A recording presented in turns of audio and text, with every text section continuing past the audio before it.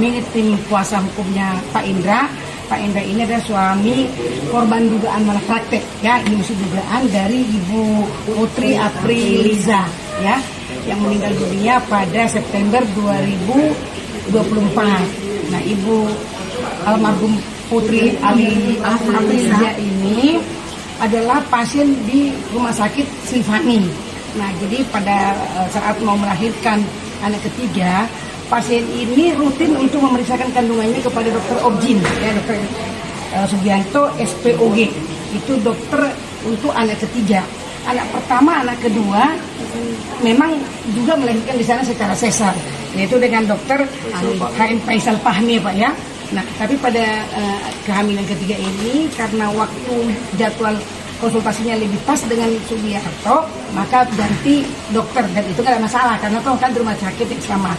Nah, pada saat kehamilan udah masuk usia 8 bulan, selalu rutin, ini ibunya, ibu kandung daripada almarhum Pak Indra, selalu rutin mereka konsultasi kepada dokter Sugiarto. Nah, tapi aneh juga, dokter Sugiarto ini tidak pernah membuat jadwal tanggal per tanggal. Jadi inisiatif itu dari mereka, kalau udah 1 bulan mereka datang untuk berkonsultasi. Nah, pada waktu kehamilan udah masuk usia 8 bulan, diketahui dari hasil USG, bayi dalam kandungan almarhum Putri ini sungsang. Nah, untuk mengatasi itu dari bulan ke-7, ya Bu, ya, Dokter Sugiarto ini hanya menyarankan agar almarhum itu sujud seperti orang sholat, dengan harapan bisa kembali normal. Nah, tetapi tidak mempercepat jadwal konsultasi, misalnya per 3 minggu atau per 2 minggu. Nah, sampai satu ketika bulan September tanggal 16, ya 16, si almarhum ini ada merasakan kandungan itu kontraksi. Nah, kontraksi. Nah, saat itu memang tanggal 16 September itu hari merah, hari Maulid Nabi, Senin. Nah, ibunya almarhum dengan suaminya ini pergilah ke rumah sakit. Ternyata di rumah sakit Srivani ini tidak ada dokter kandungan, baik dokter Sugianto sebagai DPJP, dokter penanggung jawab kehamilan anak ketiga, maupun dokter lainnya. Nah, kita nggak tahu ada berapa dokter kandungan sebenarnya di sana.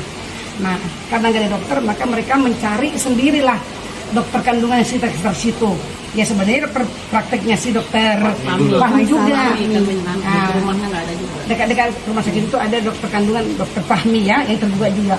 Ternyata nggak ada juga prakteknya. Balik lagi lah mereka ke rumah dan sambil mampir di bidan untuk menghilangkan rasa sakit.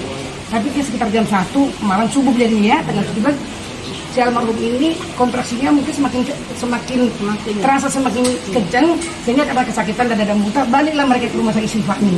Nah, sekitar jam 2, ya Pak, ya, jam 2 udah pukul 17 September, tanggal 17 September, masuklah di IGD.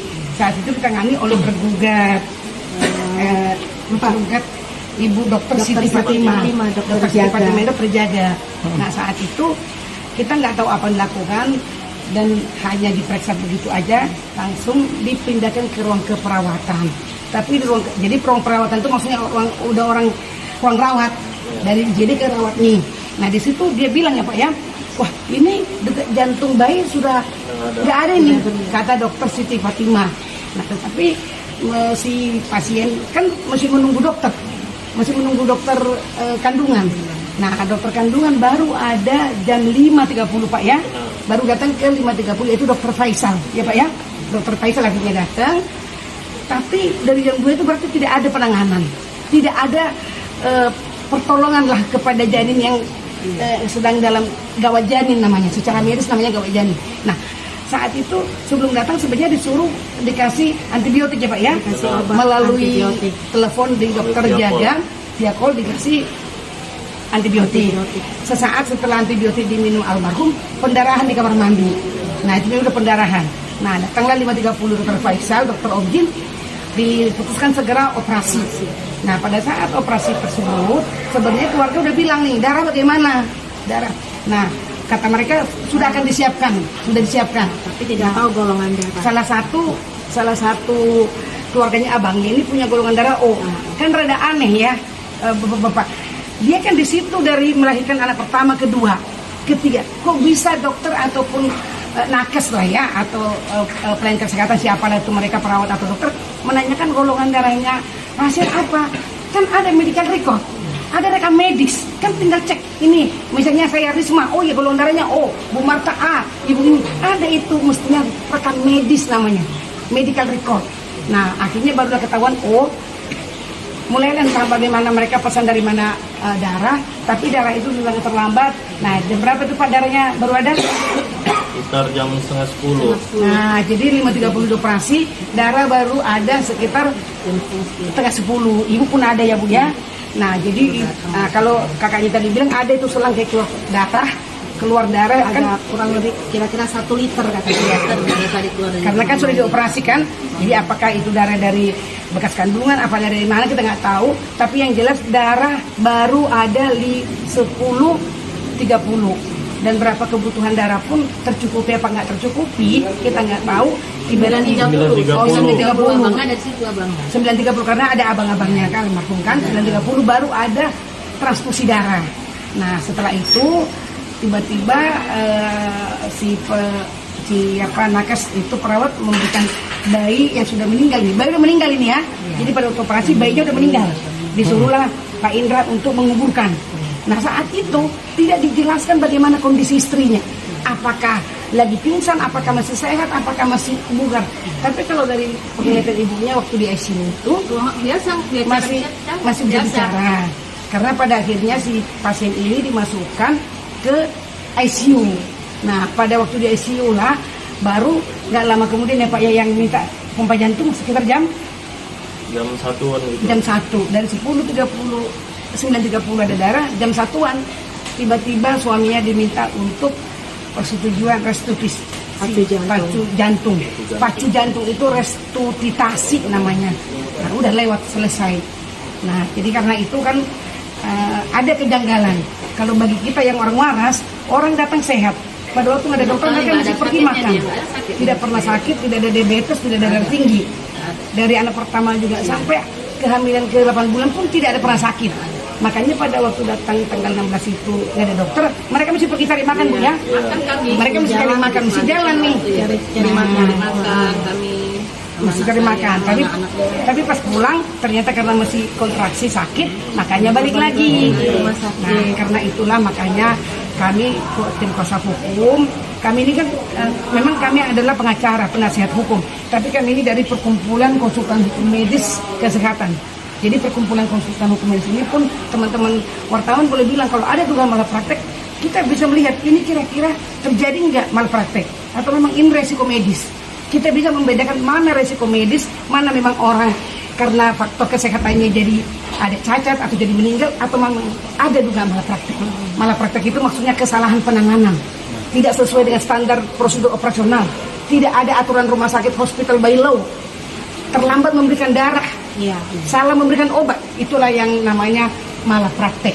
Tapi apapun ini semua kan masih berproses. Nah, masih berproses, makanya untuk meminta hak daripada penggugat sebagai suami dan anak-anaknya, kami sudah memberikan kesempatan untuk mediasi sebenarnya.